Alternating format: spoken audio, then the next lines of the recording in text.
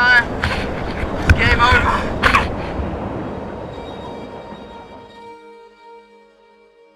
You know, I'm convinced that every human was born as a little adventurer. Because when you look at the kids on the street, or my brother's kids, they go and look around the corner and they see fire for the first time and they get fascinated about it till their mom says, hey, come back, you know, and so there is boundaries from the parents. But you know, as a kid, you're still open to explore. And then we grew up in this society where everything is so limited, and society actually tries to protect you from any place where you have to go into a risk. Geza Scholtz, ist der Erste, der mit dem Kite durch die Magellanstraße gefahren ist, hat schon zweimal versucht, von Amerika über auf Russland zu fahren. Und mit dem Kite, musst du dir das mal vorstellen. Ist das in der Familie schon immer der Fall gewesen, dass man das Schicksal herausfordern muss? So I always get the question, why do you even go on an adventure, you know? And I can tell you that if you are somewhere in Patagonia in a tent and it rained for 3 days onto that tent, you really have a lot of time to think, why am I actually here? Why am I not in Hawaii on a beach or somewhere in the Maldives? But thank God the human brain is actually constructed the way that you forget about the bad times and you remember only the good ones.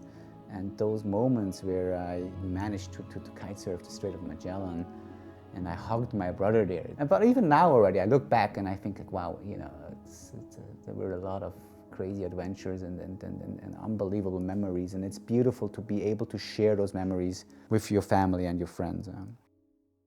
For Geza Scholtz, adventure is not an escape.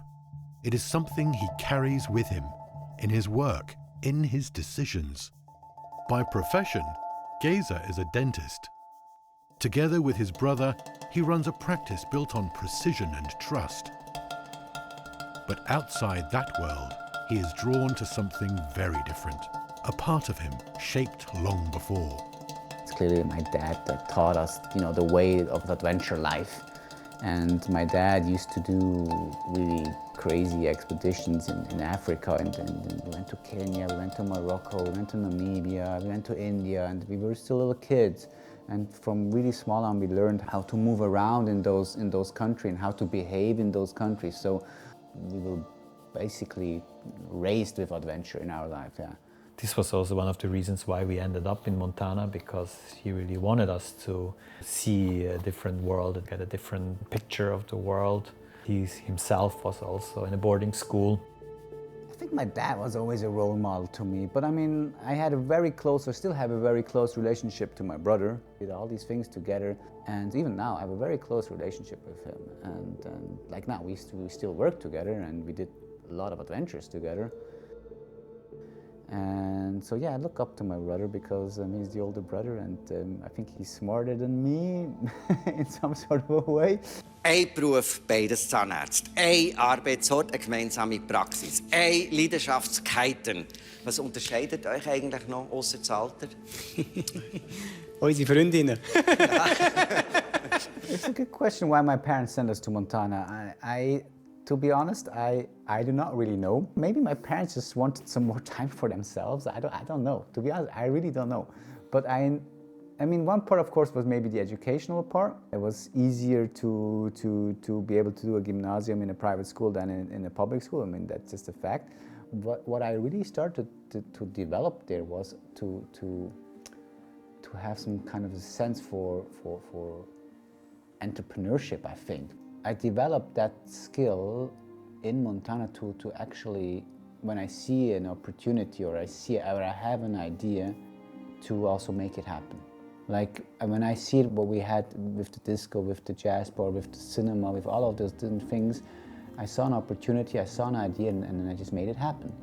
And I think that's a skill that I started to develop there. Yeah. What do you think? Why did our parents send us to Montana? I don't really know. Well, one hand is, our father was in a boarding school as well, and he liked the experience. He said it was the greatest time of his life. And I mean, because it was so great for us, I would never thought about that, right? One cool thing that happens when you go to boarding school is, if you meet another person that also went to boarding school, you automatically get this connection. You know what's funny too is even with Montana, if there would be a guy or a girl or whatever, and he or she would be from Montana and she would be in Zurich, or he would be in Zurich, and he would ask for my help, I would help him. I mean, okay, I would help maybe any person, but I would feel more. Just the fact that he went to Montana would Yeah. change a little bit of how we look at that person, or like, okay, he needs help, then yeah, we'll help. I mean, more than otherwise. Using his skills to make his ideas happen became a major part of how Geza walks through life and gains experience. He learns what to seek, what to avoid, because for him, adventure was never just about the moment. It's the journey that teaches you a valuable lesson for both worlds. You get confronted with so many problems in this expedition life. And I really learned how far can I push myself mentally, but also physically. And that helps me a lot in my day-to-day life, because I always separate the expedition life and my normal life. And actually, if I fail in my expedition life, it's not so bad. I still go back to my normal life where everything is okay. So actually, I look at the expedition life kind of as a training ground. But I do understand, of course, that it's not so easy for everyone to have this sort of life, just already financially. But then I say again, that doesn't mean that you cannot go on an adventure. Like I tell you, for example, you could decide now, you and me, we're going to decide now, we're going to stand up and we say we're going to walk to Geneva, just like that, where we are now. We don't need any money to do that. We can even take a camera along, just film us, and we just walk to Geneva. And when we arrived in Geneva, we made our goal. I can tell you that we're going to have a crazy adventure when you and me, we're going to start walking through Geneva right now. We don't know where we're going to sleep. Maybe we have to ask people, can we sleep in your... I don't know, we got to be really improvise and start solving problems on that way. I'll tell you, you will learn so much on that way. It's just important that you're doing something. That is the most important thing. If you like collecting stamps, collect stamps. If you like to sew things, then sew things, but do it. It's probably more difficult to grow up now than I used to grow up, with all the social media and the internet and all this information overload that the youth gets nowadays.